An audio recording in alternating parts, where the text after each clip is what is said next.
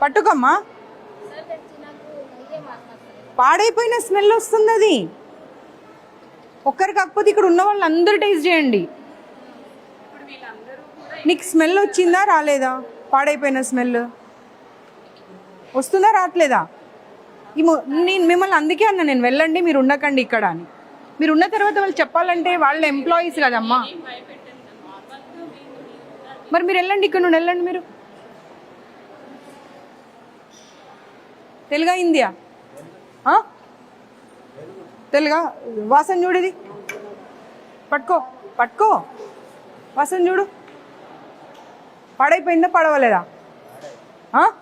మరి పాడైపోయిన పప్పు ఎలా పెడతారు పిల్లలకు?